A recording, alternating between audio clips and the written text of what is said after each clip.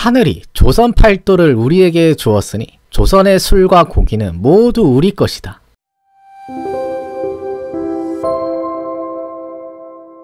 네, 영화 남한산성을 통해서 병자호란의 아픈 역사를 살펴보고 있는데요. 성에 들어갔을 때 조선 정부에서 가장 걱정했던 것은 남은 양식이었습니다. 인조가 성 안에 남은 양식으로 얼마나 버틸 수 있냐고 물으니까 남한갑이 대답하기를 군사가 13,800명인데 지금 식량으로 50일 정도 버틸 수 있다고 대답을 해요. 그래서 오늘은 이 50일 동안 조선 정부가 안에서 어떤 일들을 했는지, 또 성안의 당시 상황은 어땠는지를 한번 사료를 통해 살펴보겠습니다. 당시에는 겨울인데다가 날씨도 무척 추웠기 때문에 장기전으로 가면은 조선 입장에선 불리했어요. 연려실기술은 당시의 상황을 이렇게 적고 있어요. 성안의 물자가 떨어져 모든 것이 군색해졌다. 소와 말은 모두 죽었으며 살아있는 짐승은 굶주림이 심하여 서로 그 꼬리를 뜯어먹었다. 이런 상황에서 임금이라고 풍족할 수가 없었겠죠. 기록을 보면 임금은 친구가 없어 옷을 벗지 않고 잤으며 수라상에는 닭다리 하나만이 올라왔다. 임금이 이런 상황이니까 다른 사람들은 말할 것도 없겠죠. 얼마나 처절하고 힘든 상황이었겠습니까?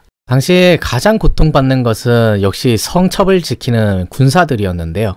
늦겨울에 혹독한 찬바람은 전에 없이 추웠고 초겨울에 내린 눈은 지금까지도 녹지 않았다. 군사들이 항상 추운 곳에 자니 얼굴빛이 검푸르고 얼어서 살이 터지고 손가락이 빠져 형상이 참혹했다. 그래서 인조 역시 백성들의 이런 안타까운 처지를 모르지는 않았어요.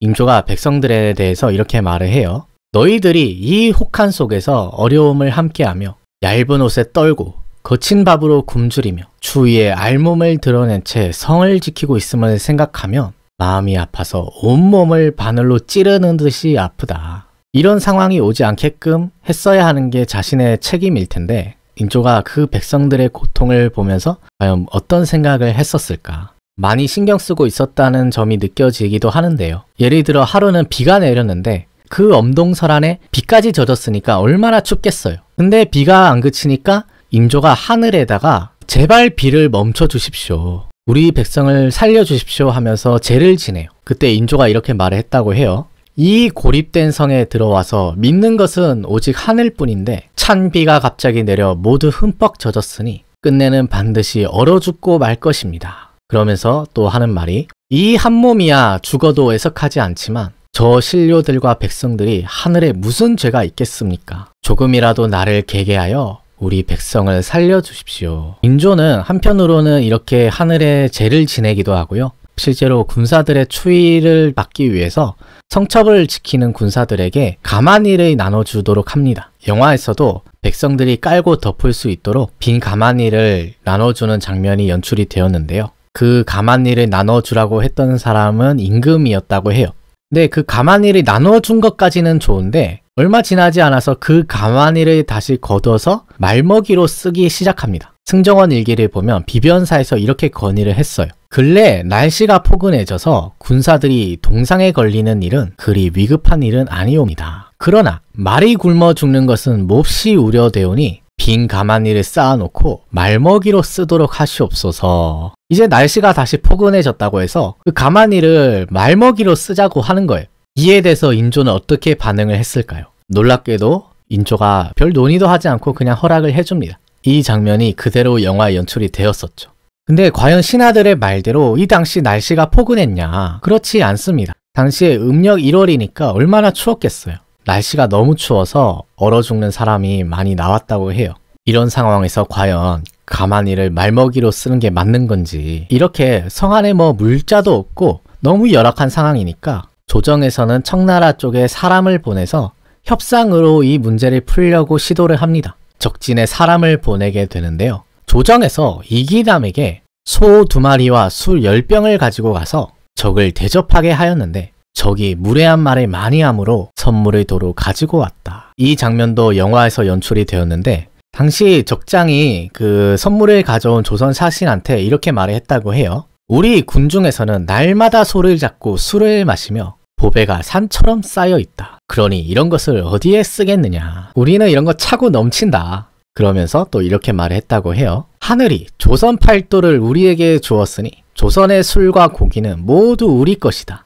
국왕이 돌구멍에 숨어서 통로가 막혔고 신하들은 모두 굶주린 것으로 알고 있다. 그러면서 조선이 힘들게 마련한 그 선물들을 다시 돌려보내는데요. 지금 이 술과 고기는 어디서 구했는지는 모르겠지만 도로 가져가 굶주린 너희 신료들에게나 주어라. 야, 조선이 진짜 엄청난 수모를 당하고 있습니다. 그리고 청나라의 도발은 여기서 멈추지 않고 조선 사신 측이 또 깜짝 놀랄 소식을 전해주는데요. 이런 말을 했다고 해요. 너희의 구원병이 어느 곳에 도착했다기에 우리가 3,000군사를 보내 모조리 죽였고 또 다른 곳에도 도착했다기에 2,000군사를 보내 모두 섬멸했다. 지금 성 안에 갇힌 조선이 믿고 있는 것은 외부에서 오는 구원병 뿐인데 지금 그 마지막 희망까지 꺾였다고 말을 하고 있는 거거든요. 이 소식을 들은 조선 조정은 완전히 사기가 꺾일 수밖에 없는 거죠. 실제로 당시에 남한산성에 갇힌 인조를 구하기 위해서 여러 지방에서 근황병들이 올라오게 되는데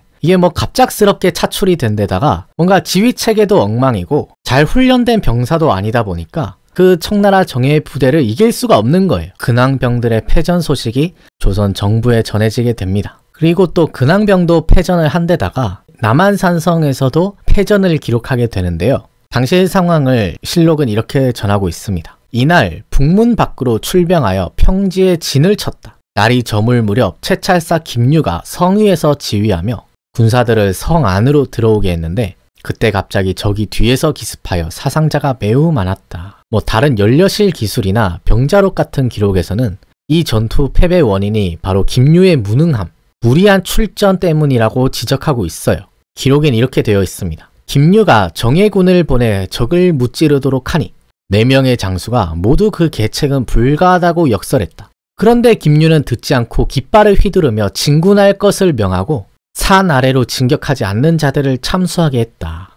그가 김유가 무리하게 진군을 시켰다는 거예요. 좀 더 구체적으로 상황을 보면은 온 군사가 진군하면 반드시 죽을 것을 알면서도 나아갔다. 마침내 적의 복병이 사방에서 일어나 기습하였다. 우리 군사 200명이 사망했는데 적의 사망자는 2명이었다. 그러니까 그 김유의 무모함과 무능함 때문에 그 우리 아까운 백성들 200명이나 가까이 죽었다는 거예요. 대체 이 책임을 어떻게 질 겁니까? 김유의 이 무모한 이 전투가 영화 남한산성에서 잘 연출이 되었었죠. 실록에서도 이 사실을 알 수 있는데 전투에서 패배한 김유가 이렇게 자신의 책임을 자책했다고 해요. 김유가 군사를 잃고 이를 그르친 것에 대해 죄를 청했다. 김유가 말하기를 신이 지휘를 잘못하여 참패했으니 황공하여 어찌할지 모르겠습니다. 김유의 이 청에 대해서 인조의 반응은 이렇습니다. 임금이 김유를 위로하였다. 임금이 말하기를 보병을 이끌고 경솔하게 평지에 내려갔으니 어찌 패하지 않겠는가 하였다. 그러니까 인조도 김유의 그 행위가 이해가 되지 않는 거예요. 어떻게 그 기병에 맞서서 평지에다가 진을 칠 수가 있느냐. 그것도 보병으로. 그러니 패배하는 게 당연하지 않느냐. 뭐 어찌됐든 성의 물자는 떨어지고 백성들은 얼어 죽고 근황병들은 패배하고 이런 최악의 상황에서 결국 최명길이 또 나서게 됩니다. 최명길은 이 상황을 타개할 방법은 외교와 협상밖에 없습니다. 화친밖에 없습니다. 이런 건의를 하거든요. 최명길이 이렇게 말을 했다고 해요. 나라의 일이 이 지경이 되었으니 이제는 달리 방법이 없습니다. 다시 사람을 적진에 보내 화친하는 일을 논의하는 것이 어떻겠습니까? 이렇게 최명길이 그 기조를 바꾸려고 하니까 역시 그 척화파의 대명사인 김상원이 가만둘 수 없었겠죠. 가만히 있으면 다시 화친으로 이게 무게추가 옮겨가니까 김상원이 그것을 막기 위해서 안 된다고 역설을 합니다. 내일 오랑캐 진영에 사람을 보낸다고 한다던데 설령 오랑캐가 우리의 뜻을 받아준다고 해도 지금은 적절한 시기가 아닌 듯 하옵니다. 김상원은 그 이유에 대해서 이렇게 말을 합니다. 며칠 전 우리가 소와 술을 보냈는데 저들은 그것을 돌려보내고 자랑스럽게 생각하고 있습니다. 지금 사람을 보내더라도 적의 상황을 살피기 힘듭니다. 그리고 또 이런 말을 해요. 지금 성 안의 군사들과 근황병들이 많이 위축되어 있는 것은 사실이지만 며칠만 지나면 반드시 사태가 변할 것입니다. 저들이 먼저 사람을 보내올 때까지 우리는 기다려야 됩니다. 무게추가 최명길한테 넘어가지 않도록 견제를 하는 거예요. 이렇게 성 안에서 화친이냐 전쟁이냐를 놓고 이러지도 저러지도 못하는 상황에서 마침내 청태종이 직접 군사를 이끌고 조선에 들어오게 됩니다. 당시의 상황을 기록은 이렇게 전하고 있어요.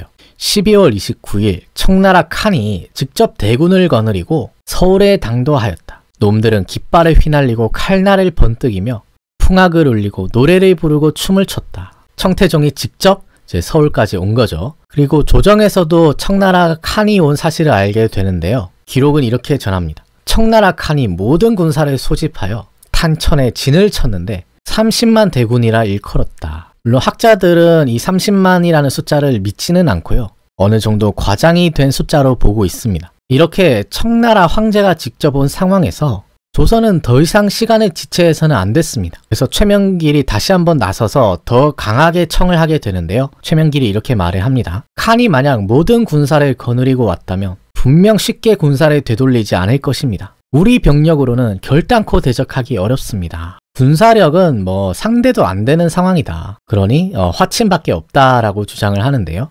따라서 화친하는 뜻으로 저들의 실정을 은밀히 살피는 것이 마땅합니다. 사신을 파견해 서신을 가지고 칸에게 보낸다면 분명 응답이 있을 것입니다. 협상의 물꼬를 틀기 위해서 정말 최선을 다하고 있는 거예요. 인조 역시 더 이상 군사적으로 저들과 싸우는 건 불가능하겠다. 이런 판단이 들었는지 결국 최명길의 손을 들어주게 됩니다. 당시의 상황을 인조실록은 이렇게 전하고 있어요. 모든 신하들이 최명길의 말이 불가하다고 하였다. 오랫동안 결정을 내리지 못하다가 임금이 마침내 최명길의 말에 따라 사신을 파견하여 화친을 청하게 했다. 저번 시간에 인조가 죽음을 각오하고 내가 싸우겠다고 했었는데 믿고 있었던 근황병도 패전을 하고 희망이 안 보이니까 화친의 길을 선택을 한 겁니다. 그래서 다음 시간에는 이제 화친의 길을 선택한 조선이 이 상황을 타개하기 위해서 어떤 선택을 해 나가는지, 또 그 과정에서 최명길이 많은 역할을 하거든요. 그래서 다음 시간에는 이런 부분들을 한번 살펴보겠습니다. 네, 그러면 오늘은 여기서 마치겠습니다. 긴 시간 시청해 주셔서 고맙습니다.